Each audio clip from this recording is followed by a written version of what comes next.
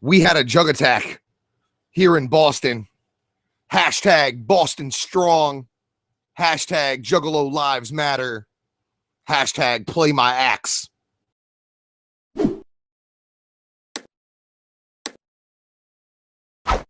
It disappeared. It disappeared. It disappeared. It disappeared. It disappeared. It disappeared. A fine, full, dignified beard. So today at about 1:30 p.m. in Medford, Massachusetts, a alleged juggalo, which every story I've seen about this has used the term alleged when in regards to his juggalo connection. 38-year-old Richard Newman went to the Fun 108 studios, a local local radio station here in the Boston area, located in Medford, Massachusetts. And 38-year-old Richard Newman did what any normal fucking high-functioning adult would have did. And instead of trying to get a song played via internet request or phone call, he entered the building with an axe and demanded that they play the song ICP, My Axe. Now, that was his first fucking mistake. His second mistake was he went out to his car and he didn't fucking leave. Okay? So all of a sudden, this turns into not just some crazy guy who was potentially drunk, potentially fucked up on something else, and definitely mentally handicapped in some fucking way.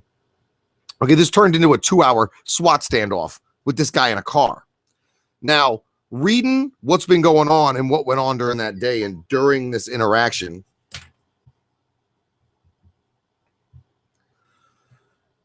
apparently he got out of the car several times, beer in hand, and at one point avoided a cop shooting like a beanbag at him. He avoided a taser shot at one point, just got back in his fucking car. He was spotted in his vehicle drinking beers and huffing something out of a bag. So this guy is obviously a very, very valuable member of society. And I don't know what the cop's problem was. But straight the fuck up, I obviously went out on Twitter and I requested a statement from the clowns, whether or not this was a new street team strategy or this was one of their guys. But from all apparent purposes, this just looks like some fucking asshole who was trying to commit suicide by cop. Apparently, he said several times, "You're just going to have to kill me." I've said those words, high on LSD, to the police before.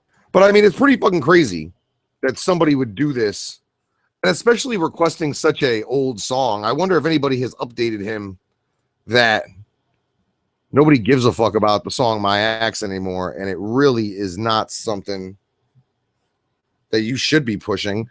Now, Fun 108 is like an 80s and 90s like slow jam station. They play some Kenny G. They play some fucking Tears for Fears. They play some other shit. But they're definitely not the home of ICP, especially not in this state. I mean, we don't have really any commercial radio stations, and this is like a Clear Channel station. This is like an iHeart radio station, and we all know how those shits go down. Yeah, that's what I'm saying. The minute I saw that shit, I assumed that this was something having to do with the march. I mean, obviously, but if juggalos are so discriminated against, then why didn't this asshole that was armed to the teeth with edged weapons, why wasn't he shot dead like he was black? We're just over here cutting it up about this fucking juggalo who attacked the Massachusetts radio station today. Whoa, what the hell happened? Oh, you didn't hear about this? Here, Now that I got somebody to talk to about it, I'll start over. So a guy, 38-year-old dude named Richard Newman, went to the Fun 108 FM radio studios in Medford, Massachusetts today, armed with an axe. Okay? Are you fucking serious? I'm dead fucking serious. I couldn't make this shit up. All right. He approaches the building. He goes inside. He goes up to the radio station and he demands that they play ICP My Axe. They call the cops, obviously.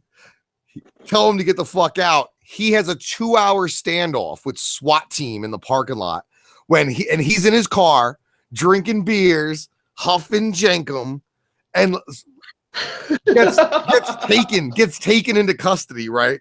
So there's stories all over the place that say alleged juggalo. And I'm like, get the fuck out of here. What makes you an alleged juggalo? Number one. Number two, who else would do this crazy shit?